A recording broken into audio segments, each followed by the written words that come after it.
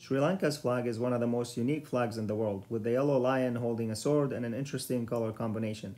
So where does the lion come from, and what are those four yellow leaves? In this video, we'll try to answer those questions and more, so let's begin.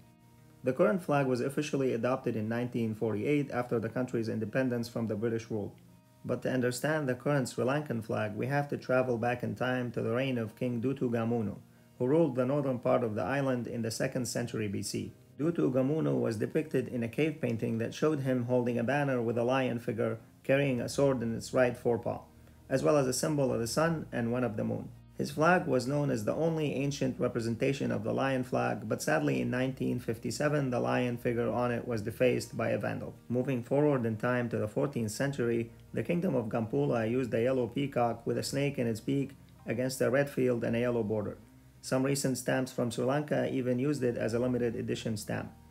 100 years later, the kingdom of Koti used the masked tiger holding a whip on a white banner bordered with intricate leafy designs. It's also worth mentioning that this is most likely the first Sri Lankan flag observed by Europeans when the Portuguese and the Dutch arrived to the island. Moving on to this interesting and somewhat confusing flag with what is supposed to be a red elephant, was used by the kingdom of Sitawaka, located in southeast Sri Lanka in the 16th century. The four leaves on each corner are bow leaves. These leaves come from the sacred fig tree, the same species under which Buddha is said to have sat when he attained enlightenment. And although they got simplified over the centuries, the leaves from the kingdom of Sitawaka's flag form the basis for the current leaves we see on the flag today.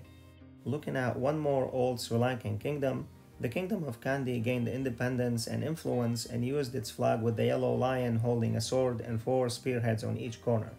The kings of Kandy were also the sole independent rulers on the island before they finally fell under the British colonial rule in 1815.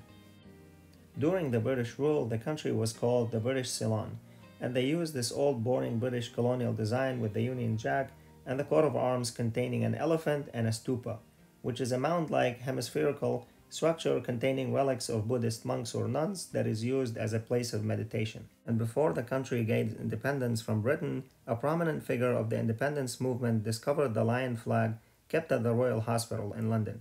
A picture of it was subsequently published in a special edition of the Dinamina newspaper, making the lion flag a centerpiece of attraction to the public. This was the first time since the fall of the old Kandyan kingdom where the population was now aware of its old kingdom's flags and symbols. The National Flag Committee was formed post-independence in March 1948.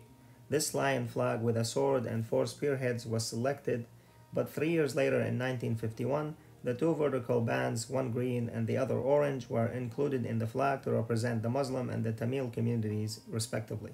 Finally, in 1972, the flag was modified once more with the four stylized leaves of the bow tree, which were now added to the four corners.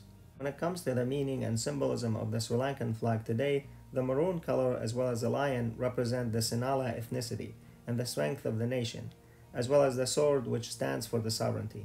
The bow leaves represent the four Buddhist virtues of kindness, compassion, joy, and composure, and the vertical stripes stand for the Muslim and the Tamil minorities, while the golden yellow border represents the other minority groups that immigrated to the island later. If you're looking for something else to watch right now, you can check out our other previous flag videos or browse the playlist for more country flags. And if you enjoyed it, like, subscribe, and leave a comment with any suggestions, corrections, or extra information you might have, and I will see you next time on Council of Knowledge.